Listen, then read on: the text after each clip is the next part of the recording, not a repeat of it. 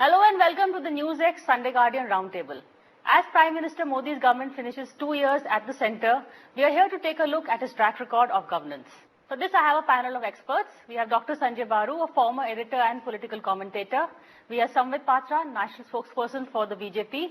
Manish Tiwari, former Union Minister INB with UPA government and also national spokesperson for the Congress Party. And Rajiv Chandrasekhar, who is a Rajya Sabha MP and also a political commentator. Dr. Baru, I'll let us journalists set the agenda before these two come in. What is your report card for the Modi government? You begin with an laugh, okay? Report card brings bad memories. We once prepared a report card for the Manmohan Singh government, which, I remember which now. got me into some trouble. I forgot, yes. I would say that, at the end of 1 year, Manmohan Singh was given 6 out of 10. I would give Mr. Modi also 6 out of 10 at the end of 2 years. That's interesting. I should also remind people that Dr. Baru served, he's a media advisor in Dr. Manmohan Singh's PMO, and he's written a very interesting book, which I think we all should read. And 6 out of 10 because I think the expectations were higher and the delivery has been below expectations. The expectations are high, Dr. Baru, because Prime Minister Modi set those high expectations for himself in his campaign. He promised the world to the people. Absolutely. Yeah. So, therefore, I think and I've written this in my columns, I think the first year was wasted. And I think many in the government also recognize that. They wasted the entire first year in a variety of issues. First of all, the focus on the economy. I think they got into this argument, which I never understood, of Arvind Subramaniam and their economic advisors, that Big Bang reform, the days of Big Bang reform are over, that we'll do incremental reform. I don't think that was a correct strategy at all. It's in the first 6 months that you do all the difficult things. The Congress party would not have been able to oppose anything brought to Parliament within those first 6 months. They were so shell-shocked from the defeat of 2014, that this whole resistance that you find in Parliament in the last year would just not have been there. So the first 6 months should have been used to get the GST through, all the land bill through, all the difficult stuff through, before the Congress party recovered from its defeat. And so in my view, that first 6 months was wasted. And the impact of that wastage is still there. The GST has still not been passed. Second, the diversion into all this, beef and all these various silly controversies. Intolerant debate. Unnecessary. Complete waste of time. I don't care who started it, but at the end of the day, it diverted public attention at home and internationally. Okay. So I think the first 1 year was wasted. I do see a huge recovery of space in the last 1 year. And these elections in the last week in, these 5 states is a reflection of a recovery of space. The defeat in Delhi and Bihar was a message about the wastage of the first year. Both Delhi and Bihar happened at the end of the first year. And then the Bengal, the Assam and, the Kerala, all of this happened at the end of the second year. And there's a message in that. Good point. Rajiv, would you agree with him that, a lot of people are arguing that the Prime Minister wasted his first 6 months. There's no Big Bang economic reform. There's no something grab the imagination. No, so here's my view on it, and I don't want to give grades of 6 or 7 or anything, but I think if you make the point that could more have been done in 2 years, there would be no argument against it. I think yes, more could have been done. But we must also understand what was the starting point of this government. You had an economy that was really in deep trouble. We had a public sector banking system that was halfway down the problems that we are now seeing manifest itself. And we had a government that was new to the job. So, and I think if there is a mistake that the government made early on, it was that first economic survey in June 2014 that effectively said everything is okay in the economy. They started with that premise. And I think that led to, the first 6-8 months, a lot more incrementalism rather than what Sanjay is saying, that it should have been much more deep. Yes, I agree that maybe there should have been a better prioritization of legislation. I would have preferred GST in the first year rather than the NJSC. I would have preferred a different priority of legislative activity in Parliament, focusing more on the reforms and restructuring part. But having said that, let's be clear about a couple of very significant things. In 2014, the big problem that the government had inherited and investments and economy inherited was this issue of rampant corruption. And I can tell you one thing as somebody who first raised the 2G scam in Parliament in 2008 and 2009. that if you ask anybody in the world or in India today, this government has established clearly a zero tolerance to corruption track record. And that is a big thing. You may think in Delhi, it may be a little bit of an academic point, but for around the world and around the country, it's a big deal. Also government which is Lalit Modi happened, what did the government do? No, I'm talking about government corruption. Now, I'm not now taking a guarantee for everybody in the BJP or everybody in their extended family in terms of their conduct towards meat and food and religion. That's not what I'm sitting here and defending. But as government focusing on institutions, creating space for institutions, which were the challenges in 14. I'm not a cheerleader for the government. I am reasonably satisfied with where we are. I think they made a lot of mistakes in the first 6-8 months in terms of assuming that the economic cycle hadn't bottomed out yet and that it was on the up. That was a fundamental mistake that they made in that first economic survey. And if you read that survey today, you scratch your head and wonder why Arvind Mayaram wrote that note or wrote that document. Let me bring in someone who won't give it either 6, 7 or 8 on 10. What is your report card? No, but I would rather shift to alphabets and not even give them an E for effort. And the reason I say that is, you see, Priya, India has two large strategic challenges. The first is the economy. In the past 2 years, this government has sunk and shrunk the Indian economy. And notwithstanding whatever Rajiv Chandrasekhar might say, despite an economic meltdown in 2008, despite the Eurozone crisis, what this government inherited was an economy which was growing at 7.8% year on year for 10 long years. And those are not my numbers. Those are numbers which have been authenticated and testified. And today what do you have? Today you have an economy which is growing at about 4.5 to 5%, because that 2% bump up is because of the change of the base year. And that's why there is a mismatch between the GDP figures of the government and the situation on the ground. Real estate has collapsed.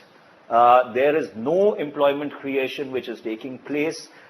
Even in terms of investments, where are the investments fructifying in terms of increasing the standard of living of the people? And Rajiv talked about the banking sector. Let me take him to Dr. Swami's letter. Dr. Swami's letter says that 3.5 lakh crores of the NPA happened on Raghuram Rajan's watch. And Raghuram Rajan's term, if it is broken up, is 2 years in the NDA and only 1 year in the UPA. The second is, they do not know whether they are coming or going on Pakistan.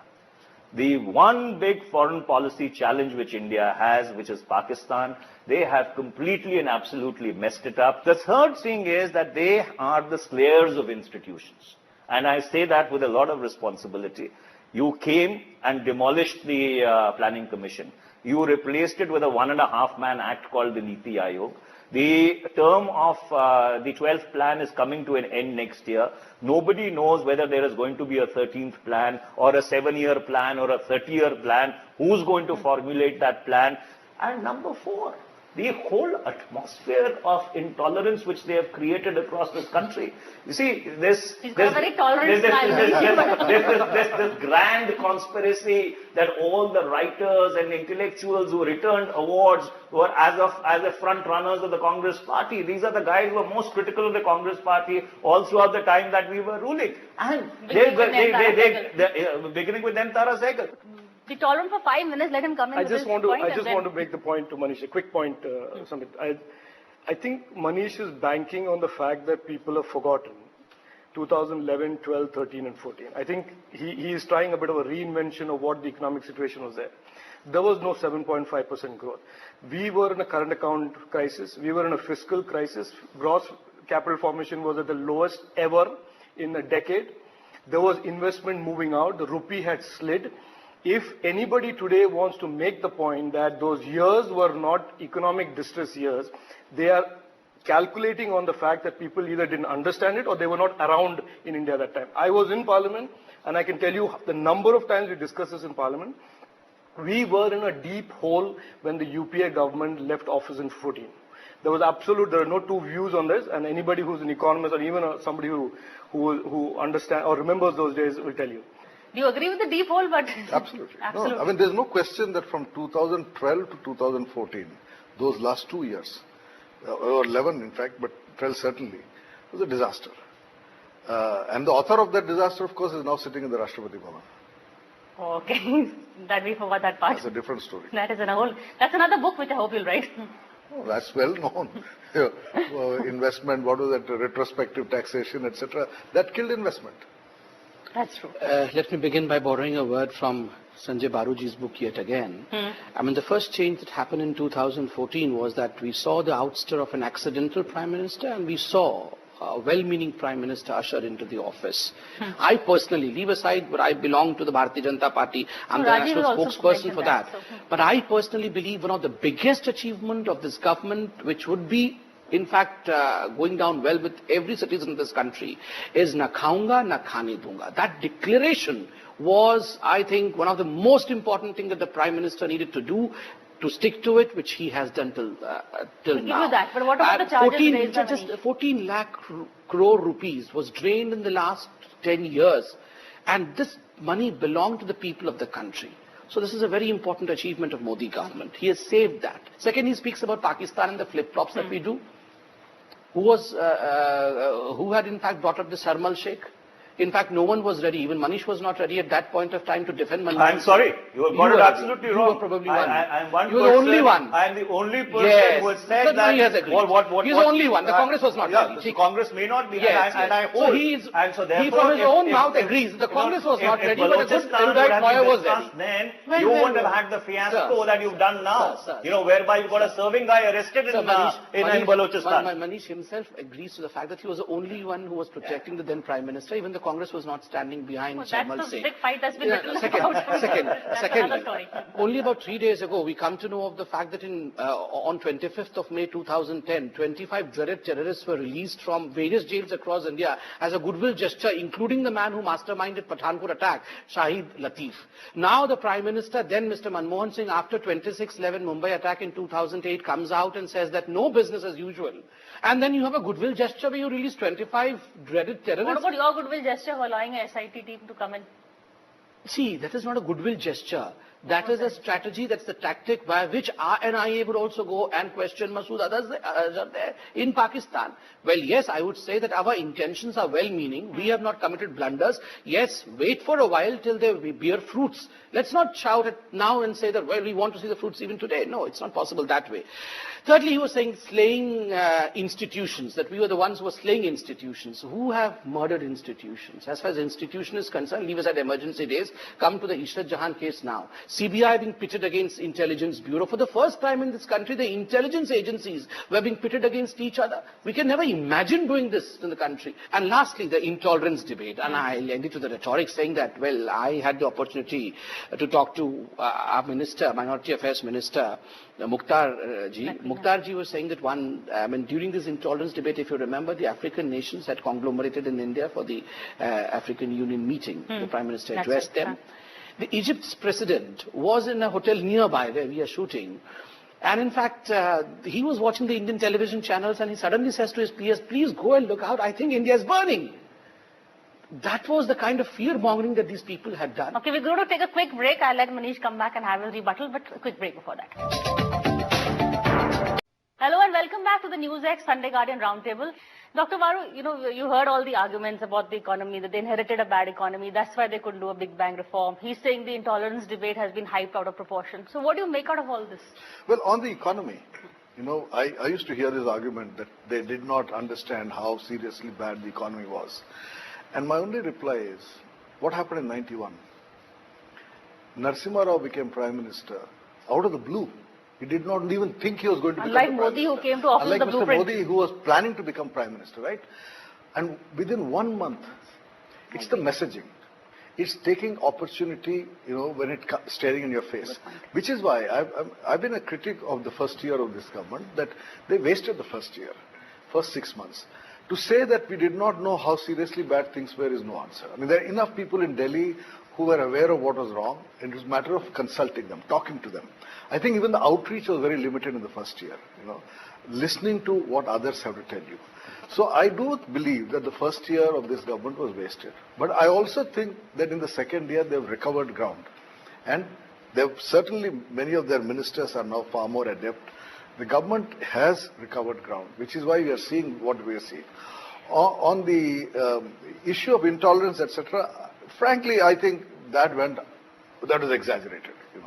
I mean, there are professional critics who do. Many of those who are criticizing Mr. Modi used to criticize Dr. Manmohan Singh. I mean, I had to take on a lot of those guys saying Manmohan Singh is selling out India to America.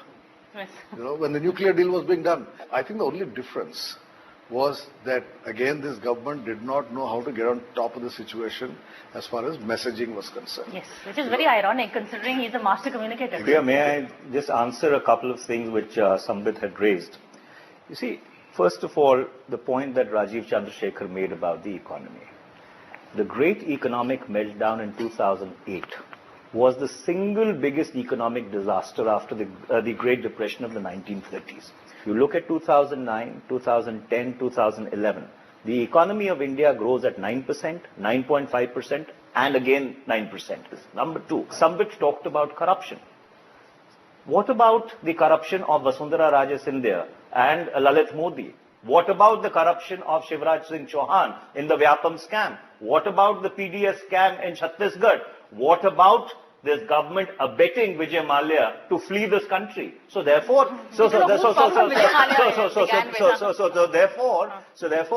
this tom-tomming which they are doing with regard to alleged corruption, in any of these cases today, till today, there has not been a judicial verdict. Okay. And number two, these people may be exulting at the moment, but the audit cycle has just kicked in.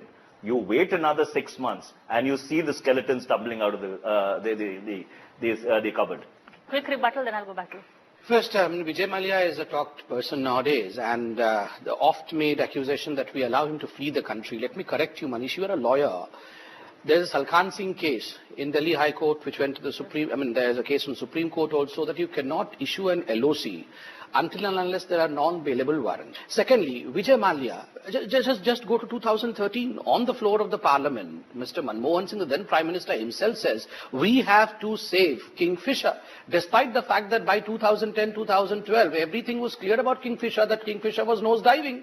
Why does the Prime Minister have to protect Kingfisher, and then you give a bailout package of 3,000 crore to Kingfisher? His loans start from 2004 to 2008. Despite the fact that it was becoming an NPA in 2011, you restructured the loan. And then you ask questions to ask about Vijay Mallya. You should be introspecting. So if or rather a major surgery is required. You should have held him rather than allowing him to flee. On one two-finger intervention, as we call it in seminars. The economy. Right. I think the argument that it's the international situation that was only responsible is exaggerated, Manish. I do believe that between 2012 2013, a series of wrong decisions were taken. The cycle had come down. Everybody knew the growth cycle was coming down. Spending should have been curtailed. You allowed the fiscal deficit to rise. As Rajiv said, they allowed the current account deficit to rise. So there was mismanagement. So it's true that 2003 to 2010, India performed very well, brilliantly in fact, almost average of 9% growth. But 2011, 12, 13 was a disaster. Okay. Just a correction. Okay. Any other point on the Mallya case? No. He wanted to come in on Mallya. Look, I think I'll start with the Mallya case and I want to make another few points. But okay. I mean, look, we all know. And in 2010 in Parliament, I raised the issue of NPAs, and at that time it was 59,480 crores in 2010. That was the total size of the NPA problem. We all know that the government of that day did not do anything about the reckless, directed, crony capitalist lending of public sector banks. Vijay Mallya just happens to be the poster boy for that kind of excessive, corruption-driven lending that the public sector banks were made to do. So now to try and say that Vijay Mallya is the responsibility of this government, Vijay Mallya and every other crony capitalist who overborrowed and created the 6 lakh crore hole is squarely at the doorstep, and I will not take anybody's argument otherwise, at the doorstep of the UPA government. You can say 1 lakh of the 6 lakh crores is because of the last 1 year. You can quibble around the edges. But that problem started in the middle of the UPA, grew to be a fully grown adult with all kinds of deals that were being cut. Raghuram Rajan has written about it. Many chief economic advisors have written about the kind of corruption in public sector banking system. I have to finish this and then Manish can rebut. This issue of, for example, 2008 to 2010 was these great, wonderful years that we were saved. Raghu Rajan has himself written that the stimulus package that was put into place for 2008 to safeguard India against the meltdown globally was ill-designed, ill-conceived, and was responsible for many of the problems that we saw in 11, 12, 13. This outrageous, reckless public spending without a focus on infrastructure, without a focus on investment, but only on consumption with excise tax reductions and so on and so forth, was a doomed to fail thing after the economy recovered. So this is on record. This is not my point of view. The other point I just want to make is, when we are talking about 2 years, look at the things that were stuck in the UPA government that got resolved in this government. And I'll give you some examples. The issue of reforming public sector banks. The problem was known well in the UPA. It is only now that you're reforming the public sector banking system. You look at one rank, one pension. 35 years it has been sitting there in front of successive Congress governments. They did nothing. You look at the National War Memorial. Now, you know, to a lot of people, these may not sound like very important things, especially people in Delhi. But to a lot of people around the country, these are very important things that were stuck in this, UPA government and that got done. Taking your side. No, I'm telling you facts. I'm not taking anybody's side. I like working on facts. You look at, for example, the issue of internet governance, and Sanjay will know this. Dr. Manmohan Singh's government wanted the internet governance to be run by the United Nations by a group of bureaucrats. The global internet governance model propounded by the UPA was that you take it out from the ICANN and give it to a group of bureaucrats, including those of India, who will run and regulate the internet of the future. This was the government of India's formal proposal, where India was allied with Saudi Arabia and China, obviously shining beacons of freedom of expression. 66A, UPA. All of these things got changed in this government. IGF now, internet governance, is by a multilateral, multi-stakeholder body. To argue with me that this has been a bad 2 years, I find it extremely difficult to support that contention. He is going to try that difficult task. Let me deal with it one by one. You see, insofar as the problem of NPAs is concerned, if it is a problem that you're trying to put at the UPA's door retrospectively, why do you have a problem in disclosing the name of all the willful defaulters? I put it in 2010. I'm not putting retrospectively. I put it at your doorstep in 2010. You may put it at our doorstep in 2010. Why does this government have a problem in revealing the names of every willful defaulter? No. The thing is that there are people in government who are protecting a certain very, very powerful crony capitalist interest. And that is why the RBI governor was hounded. Why was the RBI governor hounded? He was hounded because the RBI changed its position on willful defaulters. He was hounded because the RBI ordered an asset quality review, which would have brought all the bad debts on the balance sheets of the public sector banks. He was hounded primarily because he refused to play ball with the government. So therefore, you see, that's why I'm saying they are slayers of institutions. And if Rajiv Chandrasekhar, or the government buys the argument of Rajiv Chandrasekhar, let the name of every willful defaulter be made public. Number two. That he's okay with. No. Well, he may be okay with, the government is not okay with. And finally, you see, this is a government. Okay, if we performed badly, people punished us. They've elected them. And in the past 2 years, forget everything else. Even on a simple thing of depositing 15 lakh rupees into everybody's bank account by bringing black money back in 100 days. They have not even been able to fulfill that. Yes, let me come to that. Okay, quickly, because we are totally out of time, so I'll give you... See, as far as this 15 lakh is concerned, every day evening I say, this is like the kidnapper teasing the police. The kidnapper kidnaps the person, and then the evening returns back to see what the police is doing. Where is the child? Where is the child? Just like Your Anadar promised to recover the child in 100 days. Just a second. I'm going to... We're totally out of time. The ones who run away with the black money are the ones who are teasing us every evening. Don't worry, very soon we are going to recover it. On that note, I'm going to end now. As you can see, this is a debate that's going to carry on. But from us, that's all for now. Thank you for watching this edition of Roundtable. We'll see you again same time next week.